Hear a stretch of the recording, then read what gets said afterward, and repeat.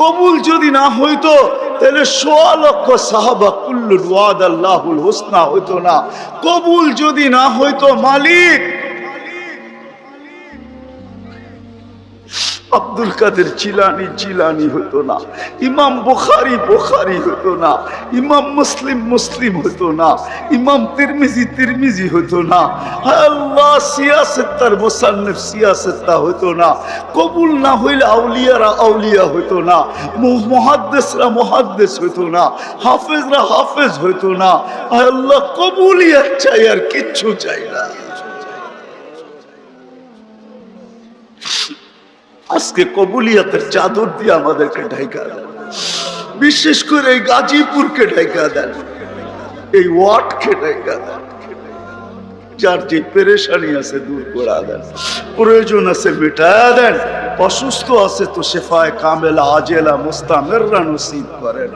জটিল রোগে যারা আক্রান্ত, হার্টের হোক, কিডনির হোক, লিভারের হোক, ব্রেন স্ট্রোকের হোক, ডায়াবেটিসের হোক, যে কোনো জটিল রোগ হোক, আল্লাহ শেফায়ে কামেলা আজেলা মুস্তামেররা নসিব করেন। আর আল্লাহ ডেঙ্গু থেকে আমাদের দেশকে মুক্ত করেন, সমস্ত বিপর্যয় থেকে আমাদের দেশকে হেফাজত করেন। হায় আল্লাহ জমিনি হোক আসমানি হোক, হায় কৃত্রিম হোক, সমস্ত দুর্যোগ থেকে আমাদের দেশকে হেফাজত করেন। হায় আল্লাহ যারা যারা দুয়ার দরখাস্ত করতে চাইছে পারে না, হক রাখে, সবার জায়েজ তামান্নাকে পুরা করে দেন। হায় আল্লাহ এই মাহফিলের উসিলায় গাজীপুরের মাটির নিচে, শুধু তা না বাংলাদেশের মাটির নিচে, শুধু তা না উম্মতে মুহাম্মদী এই দুনিয়ার মাটির নিচে, শুধু এতটুকু না আদম আলাইহিস ইসলাম থেকে নিয়ে এই মুহূর্ত পর্যন্ত যারা মাটির নিচে শায়িত আছে সবাইকে মাফ করা দেন। বিশেষ করে এই ওয়ার্ডের নিচে মাটির নিচে যারা আছে, এইখানে যারা উপস্থিত আসছিল চলে গেছে, হায় আল্লাহ হায় আল্লাহ যাদের আত্মীয় স্বজন মাটির নিচে আছে, যাদের খবর নেওয়া যায়, মঙ্গল গ্রহের খবর নেওয়া যায়, আর এই হাত মাটির নিচের খবর নেওয়া যায়, আপনি মাফ করে দেন, কবরকে জান্নাতের বাগান বানায় দেন, ফিরদাউসুল আলার ভিতর মাকাম নসিব করেন। বিশেষ করে আমাদের যাদের মা বাবা দুনিয়ার থেকে চলে গেছে,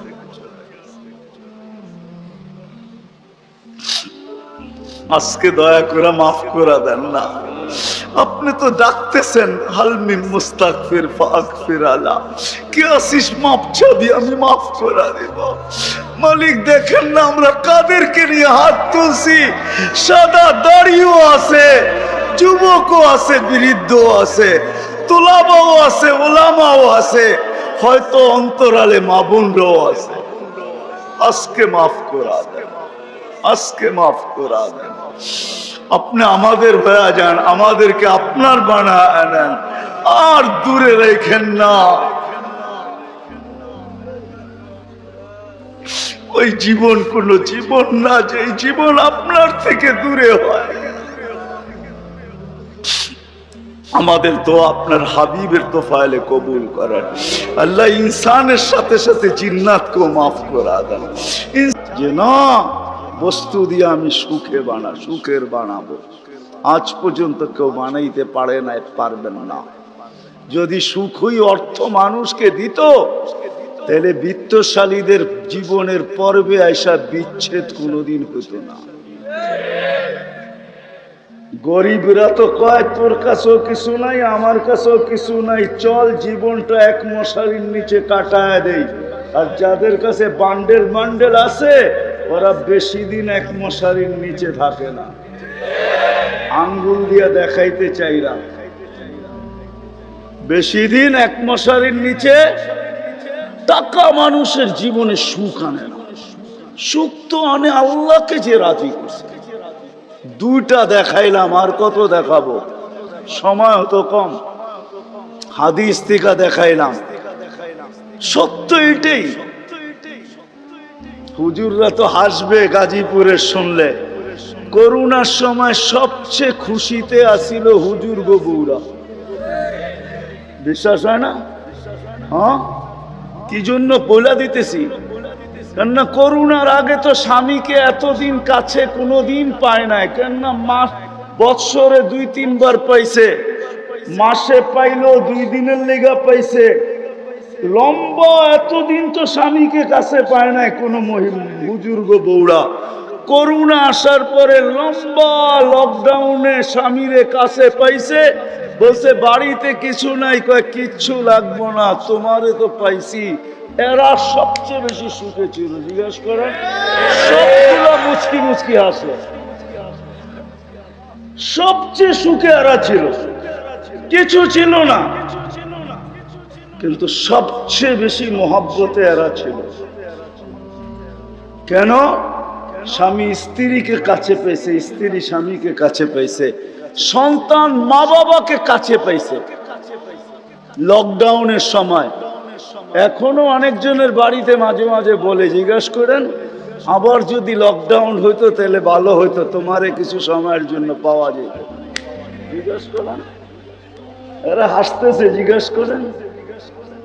অথচ সারা দুনিয়ায় হাহাকার ছিল। কি ছিল? কি ছিল? এদের হাহাকার ছিল না, আলহামদুলিল্লাহ। এরা বড় সুখে ছিল, কেননা আল্লাহ যেখানে ওইখানে সুখ না হয় না তো সুখ আসবে না, তো আসবে না কেন? আল্লাহ রাজি, রসুল রাজি, সুখ এইখানেই আসবে। বিদায় আসেন, কথা শেষ, আসেন। যদি এই জীবনটা সুখে থাকতে চাই তাহলে আল্লাহ পাওয়া ছাড়া সম্ভব না। আর আল্লাহ মুহাম্মদুর রাসূলুল্লাহ ছাড়া পাওয়া সম্ভব না। মুহাম্মদুর রাসূলুল্লাহ সাল্লাল্লাহু আলাইহি ওয়াসাল্লামকে রাজি করতে হবে, তাইলে আল্লাহকে রাজি করা সহজ। মুহাম্মদুর রাসূলুল্লাহ ছাড়া আল্লাহ রাজি হবে না, এটাই সত্য। আল্লাহকে এখন কতটুকু রাজি, কতটুকু করলে রাজি হবেন? তো প্রথম বলছিলেন লাউ তারাকতুম উশরামা উনসিলা বি লাহালাকতুম, 100 ভাগের 10 ভাগ ছেড়া দিলেও তোমাদের নিস্তার নাই, তোমরা সুখী হবে না। কিন্তু তারপরে আবার বলছেন লাউ উমিলা উশরামা উনসিলা বি, 100 ভাগের 10 ভাগও যদি আমল করতে পারি তাইলেও বলছে 100 নাম্বার দিয়া পাশ করানো হবে। 10কে 10 দিয়া গুণ দিলে 100 হয়। কিন্তু আল্লাহর রসুল দয়ার সাগর ছিলেন, হায় হায় হায়, উম্মত নবী ছিলেন। আমি তো বলি যুবকদেরকে, সারা রাত্র চুলের স্টাইল তালাশ করে যুবকরা 2 ঈদের আগে চুলের স্টাইল তালাশ করতে থাকে নেটের ভিতরে, আবার রাত্রে ওটাকে তালাশ করে যেটা পছন্দ হয় ওটাকে আবার স্ক্রিনশট দেয়, সকালবেলা নিয়ে যায় সেলুনে, বলে তোমার এখানে রাখা স্টাইল আমার পছন্দ না, আমি নিজে একটা নিয়ে আসছি মোবাইলে, এই স্টাইলে চুল কাটা দিবে, টাকার কোনো প্রশ্ন না। হায় যুবক, তোর পায়ে হাত দিয়া বলি, যুবক যদি একবারও মুহাম্মদুর রাসূলুল্লাহ সাল্লাল্লাহু আলাইহি ওয়াসাল্লামের চুলের স্টাইল তালাশ করত, আর সেলুনে নিয়ে যদি বলতো এই স্টাইলে আমাকে চুল কেটে দিবি, যদি সেলুনওয়ালা বলতো এটা আবার কোন স্টাইল, এটা তো ইউরোপেরও না আমেরিকারও না, এটা আবার কোন স্টাইল, বলে এটা আমার নবীজির স্টাইল, এই স্টাইলে কেন চুল কাটবি? বলে আজকে যদিও দেখা হয় না এই পর্যন্ত, জানি না বাকি জীবন স্বপ্নে দেখবো কি দেখবো না, কিয়ামতের দিন অবশ্যই দেখা হবে। যেদিন দেখা হবে ওই দিন যেন হাত পাতার সুযোগ হয়, ওই দিন যেন বলতে পারি হারিসুম বিল মুমিনিনা রাউফুর রহিম। আপনি তো রাউফ ছিলেন, আপনি তো রহিম ছিলেন, আপনি তো হারিসুম বিল মুমিনিন ছিলেন, আমি জীবনভর কিচ্ছু করতে পারি না, শুধু আপনার স্টাইলে একবার চুল কাটছি, আমাকে কি দিবেন দেন না। আমি তো এটাই কাঁদি যে যুবক যদি জীবনে একবারও নবীর স্টাইলে চুল কাটতো, মা বোন যদি জীবনে একবার ফাতেমার স্টাইলে সাজতো, সাজে তো আমার সমাজের মা বোনরা সাজে, বাসর রাতে সবাই সাজে, কেউ পার্লারে সাজে, কেউ গ্রামের মহিলা সাজায়, কাউকে বান্ধবীরা সাজায়, কাউকে ঘরের মানুষ সাজায়, কেউ নিজে নিজেই সাজে। হয় বাসর রাত্রে শ্বাসটা যদি ফাতেমার মতো হইতো আমার জাতির, সব পার্লারে যদি এই নিয়ম হইতো যে বাসর ঘরের সাজ ফাতেমার সাজে সাজ হবে, কিয়ামতের দিন যেদিন ফাতেমার হাতে ঝান্ডা হবে, তো আমার মা বোনদেরও ছুটা যায় ওইখানে দাঁড়ানোর সুযোগ হইতো। ফাতেমা যদি বলতো তুই কোত্থেকে আসলি ছুটা, তখন বলার সুযোগ হইতো কিছু তো করতে পারি নাই জীবনে, কিন্তু বাসর রাতের শ্বাসটা তোমার মতো ছিল, আপনার মতোই সাজছিলাম, এই জন্য আজ ছুটা চলে আসছি, জানটা তো আপনার হাতে, ওই সাজের উছিলায় আমাকেও নিয়ে চলেন না। আমার জাতিকে কেমনে বুঝাম? রসুলের আদর্শ শিখি, কিন্তু যদি গাজীপুরের সচেতন নাগরিক বলে যে 1400 বছর আগে চলে গেছে, হিজরি কত চলতেছে, 10 হিজরিতে আল্লাহ রসুল চলে গেছেন, এটা মনে হয় 46 চলতেছে হিজরি, 1446, ঠিক না? তাইলে 10 বাদ দিলে 36, 1436 বছর আল্লাহ রসুল দুনিয়ার থেকে চলে গেছে। ওনাকে পাবো তো পাবো কোথায়? তো কোরআন হাদিস এটাই বুঝায় যে ওনার উত্তর সুরীরা কিয়ামতের সকাল পর্যন্ত, হক্কানি আলেম ওলামা কিয়ামতের সকাল যতদিন আল্লাহ চাবে অতদিন থাকবে। আজও আছে না নাই? উলিল আমরি মিনকুম, হক্কানি আলেম ওলামা আল্লাহওয়ালারা থাকবে, আল্লাহ রসুলের সব সুরক্ষিত আছে। আমি তো বলি মাঝে মাঝে, হায় হায় জানোয়ার যতটুক চিনলো আমরাও চিনলাম না। বিদায় হজের দিন আল্লাহ রসুল উম্মতের নামে যখন কোরবানি করতেছিলেন, তো নিজে 40টা কি 60টা উট নিজের হাতে কোরবানি করছেন, বাকিগুলা আলী রাদিয়াল্লাহু তাআলা আনহু করছেন। আল্লাহ রসুল যখন কোরবানি করতেছিলেন, তো উটদের ভিতরে ঝগড়া চলতেছিল কে আগে ছুরির নিচে আসবে। উট চিনছে যে আমি এই হাতে যদি জবা হইতে পারি তো আমি ধন্য হয়ে যাব, কিন্তু উম্মত চিনে নাই, উম্মত যার জন্য চোখের পানি কোনোদিন থামে নাই। আমার কান্না তো এটাই, যার জন্য চোখের পানি কোনোদিন থামে নাই। জিবরিল মিকাইল জিজ্ঞাসা করছে মা জালা আরাকা তাবকি, যখনই দেখি কাঁদেন কেন? বলছে জিবরিল মিকাইল জান্নাত জাহান্নাম যেদিন থেকে দেখা আসছি, উম্মতের চিন্তায় আমার চোখের পানি থামে না, চোখের পানি শুকায় না। দুনিয়ার থেকে যেই মুহূর্তে বিদায় নিতেছেন, 9 ফ্যামিলি ক্ষুধার্ত, হাসান হোসাইন ক্ষুধার্ত, আলী ফাতেমা ক্ষুধার্ত, নিজে ক্ষুধার্ত, কয়েক বেলার ক্ষুধা। নাইলে আম্মা জান এই কথা বলতেন না যে খিদার তাড়না এতটুকু ছিল, ঘরে যদি বাতি জ্বালানোর তেল থাকতো তাহলে খিদা নিবারণের জন্য পান করে নিতাম। আম্মা জান আয়েশা রাদিয়াল্লাহু তাআলা আনহা বলেন ক্ষুধার্ত কতটুকু ছিলেন। কিন্তু এটার জন্য কান্না না, আমার পরে 9 ফ্যামিলির কি হবে, আমার পরে হাসান হোসাইনের কি হবে। জানেন হাসান জবা হবে, জানেন হোসাইন জবা হবে কারবালায়, জানেন হাসানকে বিষ দিয়া দুনিয়ার থেকে বিদায় করে দেওয়া হবে, এই জন্য কাঁদতে ছিলেন না। জিবরিল জিজ্ঞাসা করছে আপনি কাঁদেন কেন? আতাবকি ওয়ান্তা ইলা রফিকিল আলা, তো বলতেছে জিবরিল জিবরিল জিবরিল মালাকুল মউত অপেক্ষায় আছে, অনুমতি অপেক্ষায় আছে বুকে হাত রাখার জন্য, কিন্তু এক প্রশ্ন এখনো চোখে পানি। বলছে সেটা কি? বলে ফামান লিবাদি লি উম্মতি, আমার পরে আমার উম্মতকে বুকে জড়ায় কেরা, পাহারাদারি কে করবে? আমার উম্মতকে কে দেখা রাখবে? চোখে চোখে কে রাখবে?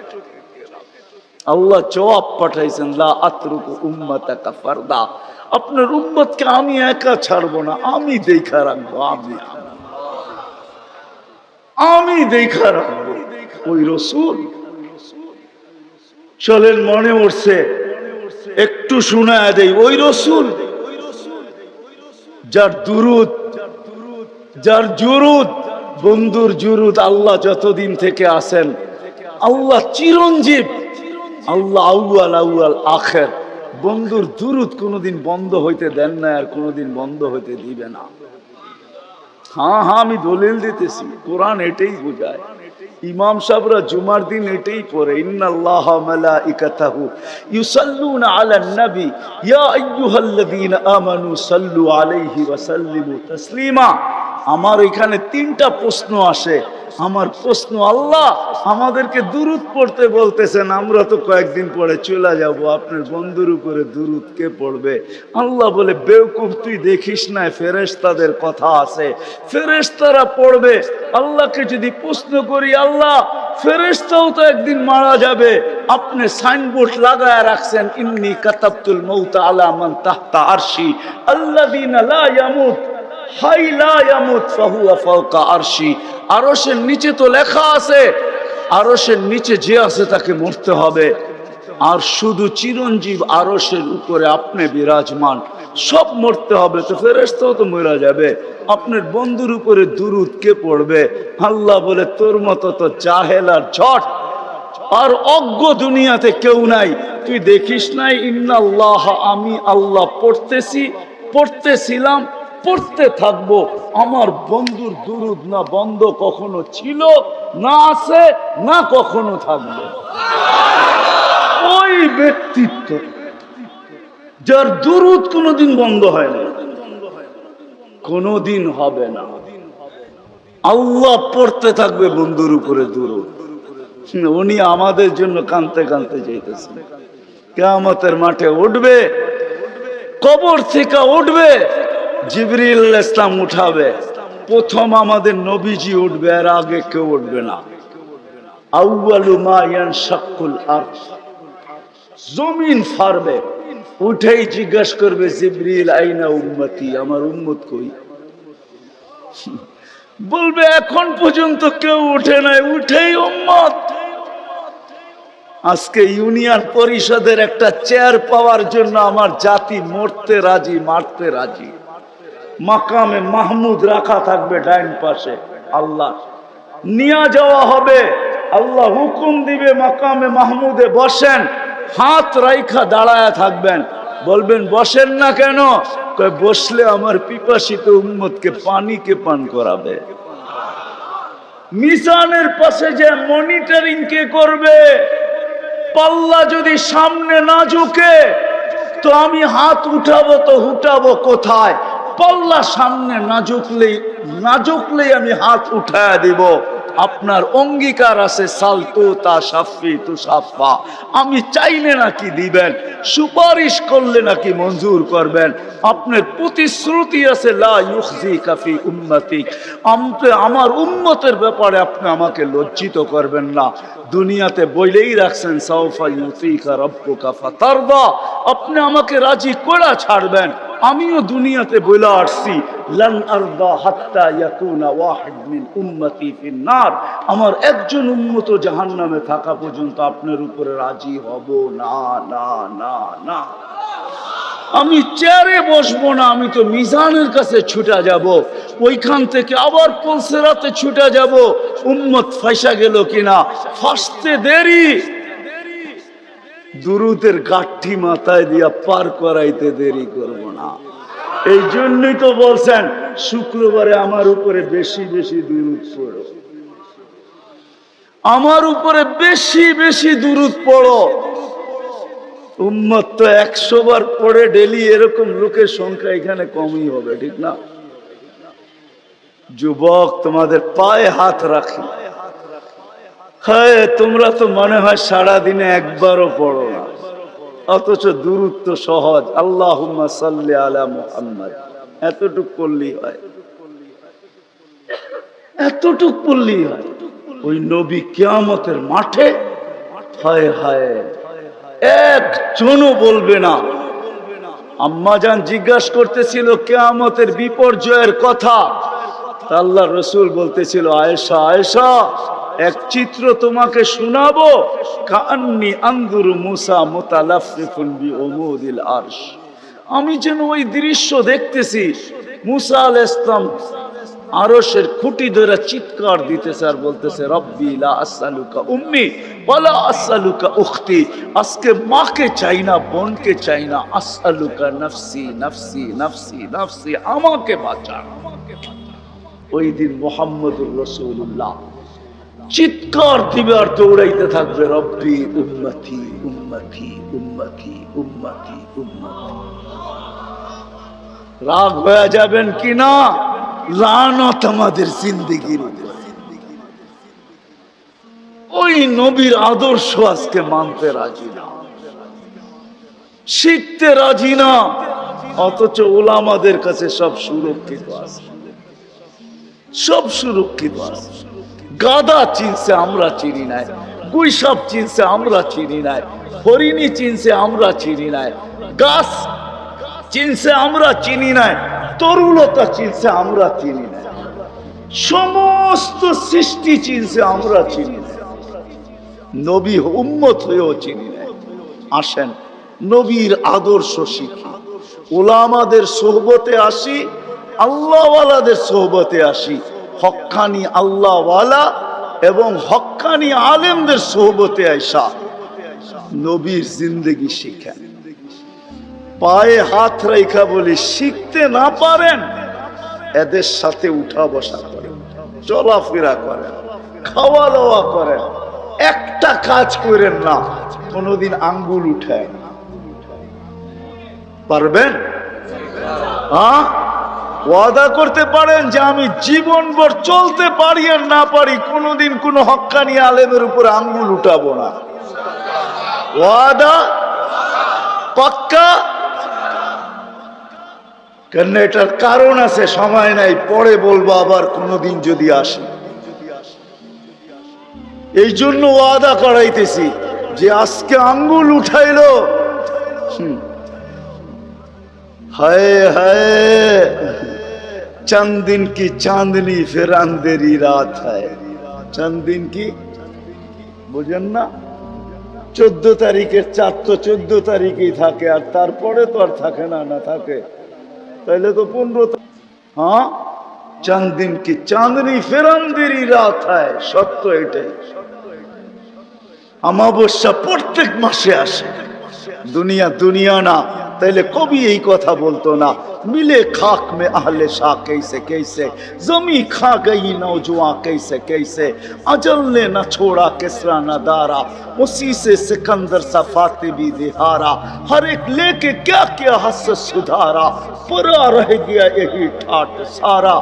आजो গাজীপুরে ভাওয়ালের জমিদারের জমিন নিয়ে এখনো কেস চলতেছে, এখনো ঝগড়া আছে, কিন্তু বাওয়ালের জমিদার নাই, এটাই সত্য। বিশ্বাস হয় না? হয় না?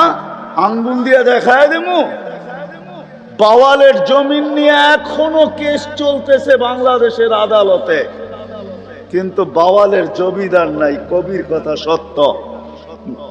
अजल ने न छोड़ा किसरा न दारा, उसी से सिकंदर सा फाते भी दिहारा, हर एक लेके क्या क्या हस सुधारा, परा रह गया यही ठाट सारा। বাওয়ালের ঐতিহ্য আছে, সোনার গায়ে শাখার ঐতিহ্য আছে, আহসান মঞ্জিলে নওয়াব আহসানুল্লাহর ঐতিহ্য আছে, আরে বিক্রমপুরে রাজা বীর বিক্রমের ঐতিহ্য আছে, রাজবাড়িতে রাজার ঐতিহ্য আছে, নাটোরের রাজার ঐতিহ্য আছে, হায় দিনাজপুরে স্বপ্নপুরীর ঐতিহ্য আছে, রাজা নাই। কবির কথাই সত্য, ঐতিহ্য থাকবে।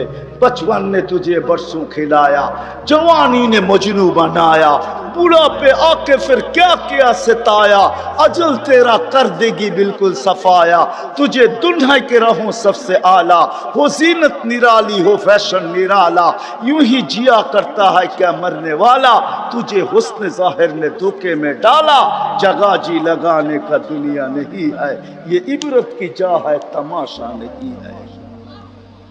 আল্লাহ এই জন্য সাজায় নাই, তামাশা করার জন্য সাজায় না।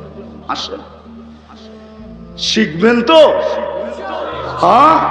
আর আল্লাহর রাসূলের সবচেয়ে বড় আদর্শ যেটা আয়েশা মেসেজ দিছেন, যাওয়ার সময় চিৎকার দিছেন, মার পেটের থেকে রাখতে দেরি, চাদরে সেজদায় যাইতে দেরি করেন নাই, লম্বা সেজদা, সেজদায় যান নাই, মেসেজ দিছেন উম্মতকে, মাত্র আসছেন মার পেটের থেকে, চাদরে রাখতে দেরি, সেজদা করতে দেরি করেন নাই, মেসেজ দিছেন, যাওয়ার সময় চিৎকার দিছে আসসালা আসসালা।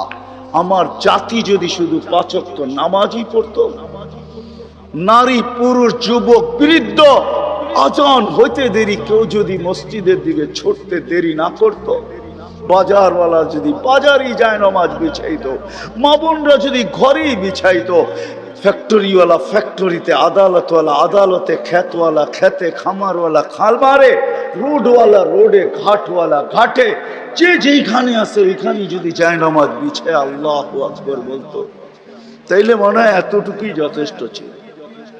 নামাজ তো শুধু নামাজ না, আল্লাহ ডাকে আল্লাহ আল্লাহ। এই জন্যই কেউ লেখছেন, আব্দুল কাদের জিলানী রহমতুল্লাহ আলাইহি লেখছেন, রাগ হয়েন না, ওর মতন উনি লেখছেন, সবচেয়ে ওর মতন নিমক হারাম কেউ নাই, ওর চেয়ে অকৃতজ্ঞ কেউ নাই, ওর চেয়ে কুকুর ঘুমের থেকে একবারে চোখ খোলে না, 3 বারে খোলে, 3 বারে। আমি ট্রাই করে দেখছি, 3 বারে খোলে, 3 বারে। আব্দুল কাদের জিলানীর লেখা সত্য, একবার একটু খোলে আবার বন্ধ করে, আবার একটু খোলে বন্ধ করে, তারপরে খোলে। যখন নিশ্চিত হয় যে কোনো বেনমাজির উপরে পড়তেছে না, তখন খুলা উপর দিকে তাকায় আর একটা চিৎকার দেয়, আলহামদুলিল্লাহিল্লাযী খালাকানি আফতারা খালকি। প্রশংসা ওই আল্লাহ যিনি আমাকে অস্তিত্ব দিছে সৃষ্টির ভিতরে নিকৃষ্ট হিসাবে, তারপরও তো অস্তিত্ব দিছে। আসেন আজকের থেকে নামাজ ছাড়বো। ছাড়বেন? কে কে অঙ্গীকার করতে পারেন? সত্য পাক্কা?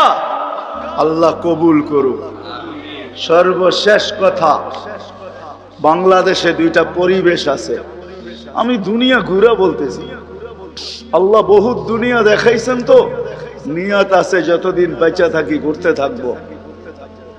দোয়া করেন আপনারা আমার জন্য, আমিন বলেন।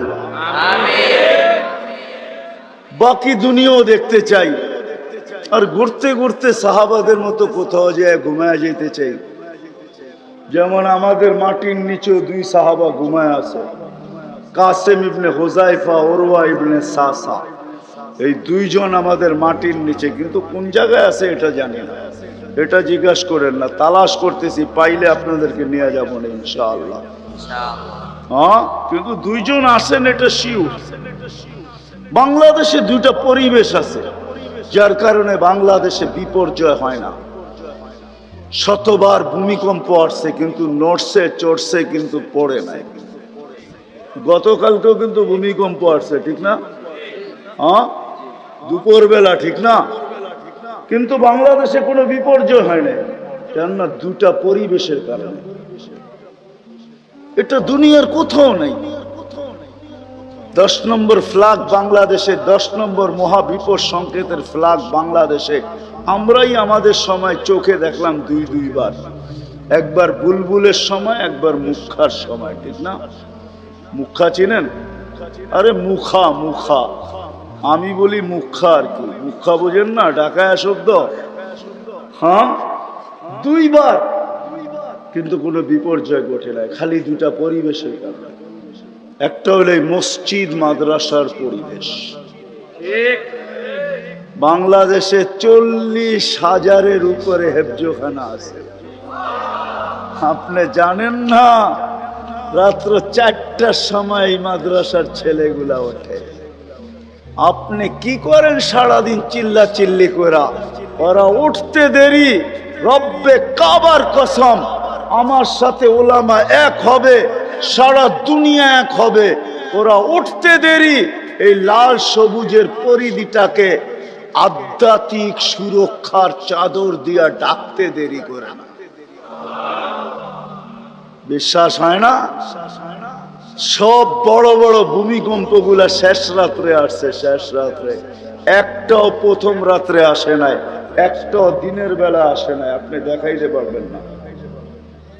সার্চ দেন 7.8, 6.1 সব শেষ রাত্রে আসছে। মুখাও আসছে তো শতগুলা বিপর্যয়ের সংকেত আসছে, সব শেষ রাত্রের দিকে আসছে। বুলবুল শেষ রাত্রে আসছে। আমি বুলবুলের এখানে দাঁড়ায় ছিলাম, আমি দেখতেছিলাম বুলবুল ঢুকতেছে। তখন আমি ওই দিন ওই রাত্রে আমি পাথরঘাটা ছিলাম, পাথরঘাটা বরগুনার এরকম ময়দানে ছিলাম। আমার মাথার উপরে 7-8টা টিন ছিল, আর কিচ্ছু ছিল না। আমি সারা রাত্র দাঁড়ায় দাঁড়ায় বুলবুল দেখতেছিলাম, যে পাখা কত লম্বা, লেজ কত লম্বা। বুলবুল পাখি চিনেন না? সকালবেলা আমি ঢাকা রওনা দিছি, কয়েকটা কলা গাছ ছাড়ার রাস্তায় কিছু পাই নাই। কয়েকটা কলা গাছ পড়ছে। মসজিদ মাদ্রাসার পরিবেশ, যার কারণে বাংলাদেশ বিপর্যয় ঘটে না। আধ্যাত্মিক এক সুরক্ষার চাদর দিয়ে এটা ঢাকা আছে, আপনাকে দেখানো যাবে না। ওই মাইক্রোস্কোপ আমার কাছে নাই। হ্যাঁ, যারা আমার কথা বুঝবে তারা বুঝবে অবশ্যই। 40,000-এর উপরে 30,000, 40,000 হেফজোখানার ছেলেরা রাত্রে 4টায় উঠা যখন কোরআনে সুর লাগায়, কোরআন পড়তে থাকে, লাল সবুজের এই পরিধিটা এক সুরক্ষার চাদর দিয়া ঢাকা যায়। আজান যখন হইতে থাকে তখন এই পরিধিটা ঢাকা যায়। এটা হলো প্রথম পরিবেশ। আর দ্বিতীয় পরিবেশ হলো এই কোরআনী মাহফিলের পরিবেশ। আমি দুনিয়া ঘুরা বলতেছি, 99টা তো হয়ে গেছে। দোয়া করেন আল্লাহ যেন সেঞ্চুরিও পুরা করার তৌফিক দেয়। দুনিয়ার কোথাও পাই নাই। রাত্র 12:30 বাজতে চলছে, এরকম বসে থাকবে। দুনিয়ার কোথাও পাই নাই, একমাত্র পাইছি বাংলাদেশের মানুষ। মনে হয় এই জন্যই দেশটা টিকা আছে।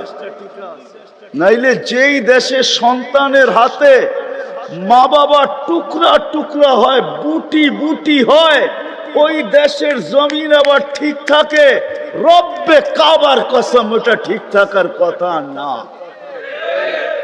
শুধু ঠিক আছে এই দুই পরিবেশের কারণে। বিদায় দুইটা পরিবেশকে আমাদের ধরে রাখতে হবে। যতদিন ধরে রাখতে পারবো, সারা দুনিয়া কি বলে বলুক, এটা আমার কিছু আসে যায় না। করোনা লগ্ন সারা দুনিয়া বলছে বাংলাদেশের মতো বিপর্যয়ের মুখ দুনিয়ার কেউ দেখবে না। কেননা কেউ মাস্ক কিনেই নেয়। কিনলেও একটা কিনছে 3 বছর পুরা চালাইছে, ঠিক না? মাঝে মাঝে মাস্কও বিরক্ত হয়ে গেছে, আর কত আমি তোর নাকে, ঠিক না? আর যদি জিজ্ঞাসা করছে কেন পড়েন না, টেলিভিশনে এত বড় বড় দেখা যায়, কাটা কাটা, নাকের ছিদ্র এত বড় না, এটা যাইব না। মুখ দিয়া যদি যায়, সারাদিন পান চামাই, বিড়ি সিগারেট খাই, কোন দিক দিয়া যাইব? সারা দুনিয়া বলছে বিপর্যয় ঘটবে, ঘটছে? হ্যাঁ, আমার মনে হয় না করোনায় যারা মারা গেছে এত সুন্দরভাবে দুনিয়ার কোনো দেশে কোনো জায়গায় কেউ দাফন এত সুন্দরভাবে সম্পূর্ণ করছে বাংলাদেশ ছাড়া আর কেউ না। করোনায় যারা মারা গেছে ওদের ভাগ্য ভালো। 99% মানুষকে উলামায়ে কেরাম নিজের কুদরতি হাত, উলামায়ে কেরামের নিজের বরকতি হাত দিয়ে কবরে রাখছে। কি সত্য তো? হ্যাঁ না মিথ্যা বলতেছি? সমস্ত সংস্থাগুলো ওলামাদের ছিল, তোলাবাদের ছিল। আপনি জানেন ওরা রাখার সময় কি করে রাখছে? আমি তো মনে করি মনে হয় করোনা এদের ভাগ্য খোলার জন্য আসছিল, নাইলে তো এরা এই তোলাবাদের যাদের পায়ের নিচে ফেরেশতারা নিজের পরের গালিচা বিছায়, আপনি লাল গালিচা দেখা চক্ষু কপালে উঠান, এই তোলাবাদের পায়ের নিচে ফেরেশতারা নিজের পরের গালিচা বিছায়, পরের গালিচা। আপনারটা তো মেড ইন হয়তো জাপান অথবা ইউরোপ অথবা তুর্কি, লাল গালিচা। ওদেরটা ডাইরেক্ট মেড ইন আল্লাহ। ফেরেশতাদের পরের গালিচা বিছায়, ওদের হাতে কবরে গেছে। এই দুইটা পরিবেশকে আমরা টিকায় রাখবো। রাখবেন পাক্কা? আচ্ছা, এটার জন্য যদি জ্যাবে হাত দিতে হয় দিবেন? আমি চান্দা করব না, দিবেন তো? ওয়াদা? আমি আপনাদের কাছে 1 টাকাও চাবো না। দেখি কে কে ওয়াদা করেন যে হ্যাঁ, এই দুই পরিবেশকে টিকায় রাখার জন্য আমাদের যদি জ্যাবে হাত দিতে হয় তারপরও আমরা দিব। হ্যাঁ, আল্লাহ আপনাদেরকে কবুল করেন। ওমা আলাইনা ইল্লাল বালাগ। দোয়া করতে হইব। আল্লাহুম্মা লাকাল হামদ কামা ইয়ানবাগি লিজালালি ওয়াজহিক ওয়া আযীমি সুলতানিক। আল্লাহুম্মা সাল্লি ওয়া সাল্লিম ওয়া বারিক আলা হাবিবিকা মুহাম্মদ। আল্লাহ, বলার পর্ব ছিল শেষ, শোনার পর্ব ছিল শেষ, এখন চাওয়ার পর্ব। দুনিয়ার কারো কাছে না, আপনার মতো 99 পদের মালিক আল্লাহর কাছে, আপনার মতো অগণিত পদের মালিক আল্লাহর কাছে, আপনার মতো ওই আল্লাহর কাছে যিনি চাওয়া ছাড়া আমাদেরকে সৃষ্টির সেরা মানুষ হিসাবে অস্তিত্ব দিয়েছেন, মুসলমানের ঘরে অস্তিত্ব দিয়েছেন, সর্বশ্রেষ্ঠ নবীর উম্মত হিসাবে আমাদেরকে অস্তিত্ব দিয়েছেন, লক্ষ কোটি নিয়ামত দিয়েছেন। এত নিয়ামত দিয়েছেন বলতে গেলে জীবন শেষ হয়ে যাবে। আয় আল্লাহ, আপনার কাছে চাইতেছি, কোন মজলিসে বসা চাইতেছি, কোন মাঠে বসা চাইতেছি, কাদেরকে নিয়ে চাইতেছি। আল্লাহ, বর্ণনা দিলে তো রাত শেষ হয়ে যাবে। আপনি তো সব জানেন। কোন সময় চাইতেছি, যেই সময় আপনি দেওয়ার জন্য ডাকতেছেন, আমরা নেওয়ার জন্য হাত উঠায় দিছি।